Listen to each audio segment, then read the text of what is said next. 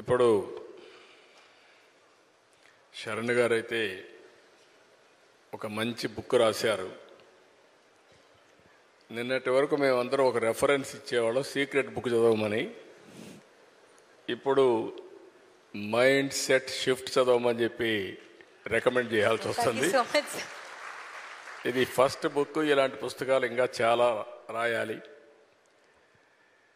ఇక్కడ నేను మీ అందరికీ విజ్ఞప్తి చేసేది ఏంటి, ఇక్కడ ఉండేవాళ్ళకే కాకుండా రాష్ట్రంలో కానీ దేశంలో ఉండే ప్రజలందరికీ విజ్ఞప్తి చేసేది, మనుషులకి ఎక్స్ట్రాడినరీ పవర్స్ ఉన్నాయి. అందరం కూడా పుట్టినప్పుడు చిన్నగానే పుడతాం, మామూలు కుటుంబాలలోనే పుడతాం. కానీ మనం చేసే ప్రాక్టీస్ కానీ, మనం బిల్డప్ చేసుకునే పాజిటివ్ మైండ్ సెట్ కానీ వాళ్ళందరినీ ఉన్నతమైన స్థానాల్లోకి రీచ్ చేసే పరిస్థితికి వస్తుంది. ఇప్పుడు దానికి ఎగ్జాంపుల్ సక్సెస్ అయిన ఏ వ్యక్తిని చూసినా సేమ్ ఎగ్జాంపుల్సే ఉంటాయి. కానీ ఇక్కడ ఇంతవరకు మన అందరం కూడా సీక్రెట్ బుక్లు ఇవన్నీ కూడా చెప్పి రెఫర్ చేశాం. సక్సెస్ అయిన వాళ్ళు ఇప్పుడు నారాయణ గారు ఆయన ఇన్స్టిట్యూట్ కానీ, నేను రాజకీయాల్లో కానీ, చిరంజీవి గారి సినిమాల్లో కానీ మేము ప్రాక్టీస్ చేశాం. ఈరోజు చిరంజీవి గారు మీరు చెప్పినట్టు ఆయన ఆ సంకల్పం చేసుకొని ముందుకు పోయారు. నేను కూడా సీఎంగా ఉన్నప్పుడు ఆయనతో ఎప్పుడు కలిసేవాడిని. కలిసినప్పుడు ఆయనలో ఒక ఆలోచన, అప్పట్లోనే నేను సమైక్య ఆంధ్రప్రదేశ్ సీఎంగా ఉన్నప్పుడు నేను బ్లడ్ బ్యాంక్ పెడతాను, మీరు నాకు కొంత స్థలం ఇస్తే అంటే, సామాజిక సేవ కోసం సినిమా యాక్టర్లు మామూలుగా సామాజిక సేవ కోసం ఆలోచించరు. అలాంటి ఆలోచన చేసిన మొదటి వ్యక్తి చిరంజీవి గారని చెప్పి కూడా నేను మీకు తెలియజేస్తున్నా. అలాంటి ఆలోచనతో ముందుకొచ్చారు. ఇప్పుడు శరణ్ గారు అయితే ఈ పుస్తకం రాసిన తర్వాత నాకు అనిపించింది, ఈరోజు మనందరం కూడా గుర్తుపెట్టుకోవాల్సింది, భవిష్యత్తులో కూడా భారతదేశానికి చాలా అడ్వాంటేజెస్ ఉన్నాయి. దానికి కారణం మీరు ఒకసారి చూస్తే 91లో ఆర్థిక సంస్కరణలు రావడం, 94, 95 ఆ ప్రాంతంలో ఐటీ ఎవాల్వ్ కావడం, ఫస్ట్ మోర్ అడ్వాంటేజ్ మనం తీసుకోవడం. మూడోది ఇలాంటి యువత, ఇప్పుడు శరణ్ గారు ఎట్టయితే వచ్చారో ఇలాంటి వాళ్ళందరూ ముందుకొచ్చి చిన్న వయసులో అచంచలమైన ఆత్మవిశ్వాసంతో ముందుకు పోయే పరిస్థితికి వచ్చారు. ఇప్పుడు వీళ్లే దేశానికి పెద్ద ఆస్తి. ప్రపంచాన్ని శాసించే శక్తి భారతదేశంలో ఉండే యువతకు ఉంది, దాంట్లో ఏమాత్రం అనుమానం లేదు. నేను అందుకనే ఇప్పుడు ఒక పుస్తకం కూడా, నేను ఒక ప్రోగ్రాం తీసుకున్నాను. ఒకప్పుడు పబ్లిక్ ప్రైవేట్ పార్ట్నర్షిప్, ఇప్పుడు నారాయణ గారు ఒక ఇన్స్టిట్యూట్ పెట్టినా, ఇంకొకరు ఇండస్ట్రీ పెట్టినా, ఇంకొకరు ఇంకో పని చేసినా ఈ పబ్లిక్ ప్రైవేట్ పార్ట్నర్షిప్లో చేస్తున్నారు. ఇప్పుడు నేను తీసుకొచ్చిన కార్యక్రమం P4 తీసుకొచ్చాను, పబ్లిక్ ప్రైవేట్ పీపుల్స్ పార్ట్నర్షిప్. ఎవరైతే టాప్లో ఉండే 10%, బాటంలో ఉండే 20%కి అండగా నిలబడాలి. డబ్బులు ఇవ్వడం కాదు.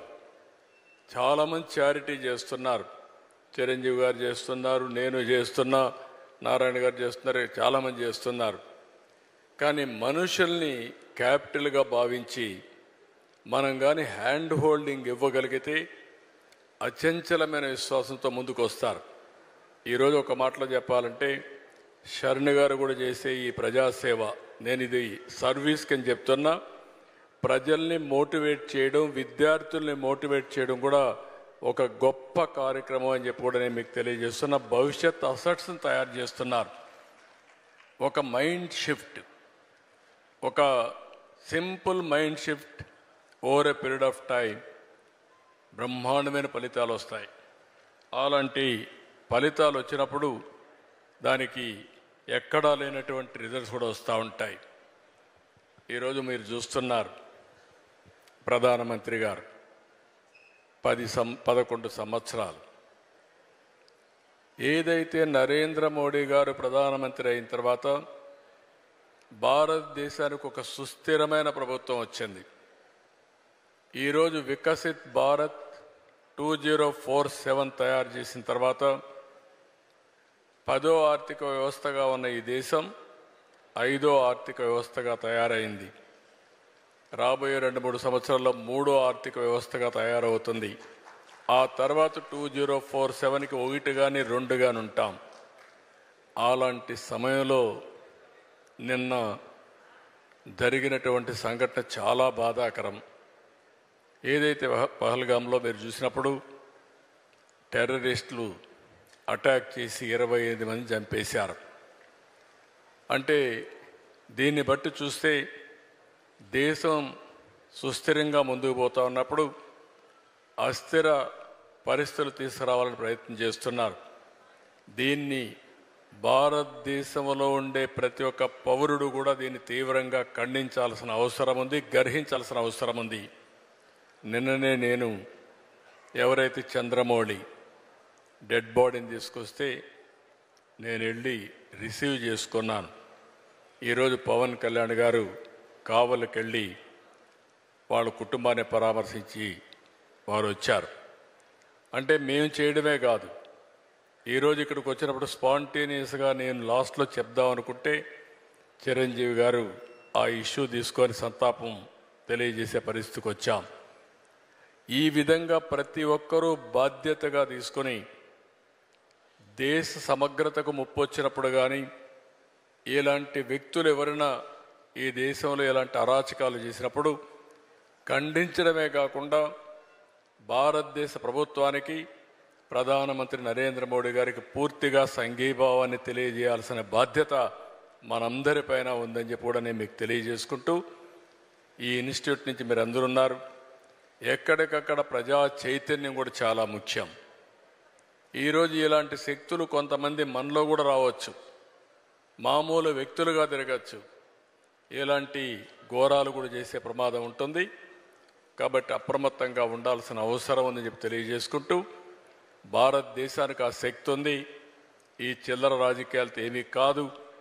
అందుకే నిన్న కేంద్రం చాలా స్పష్టంగా చెప్పారు, ఏదైతే ఇలాంటి సంఘటన చేసిన వారిని ప్రపంచమే ఆశ్చర్యపోయే విధంగా ట్రీట్ చేస్తామని చాలా గట్టిగా చెప్పారు. అది భారతదేశం యొక్క శక్తి అని చెప్పి కూడా నేను మీకు తెలియజేస్తున్నా. కాబట్టి మనందరిలో కూడా ఆ చైతన్యం రావాలి, ఆ బాధ్యత ఉండాలని మరొక్కసారి కోరుకుంటూ, ఏది ఏమైనా చాలా బెస్ట్ ఈవెంట్. నువ్వు అప్పుడప్పుడు వీలైనప్పుడంతా వస్తూ ఉండమ్మా. నువ్వు బెస్ట్ ఎగ్జాంపుల్. నువ్వు మొన్నటి వరకు నిన్ను చూస్తే వారు చెప్పినట్టు కాన్ఫిడెన్స్ ఉండేది కాదు. నేను కూడా చిన్నపిల్లలు అనుకునేవాడిని, ఇంకా వీళ్ళని ఎదుగుతున్నారు అనుకున్నాను. ఈరోజు నువ్వు మారడమే కాకుండా 10 మందిని మార్చే శక్తి నీకు వచ్చిందంటే excellent. Congratulations. I wish all the best. Thank you so much. I am proud of you. We are proud of you. Thank you. Good luck.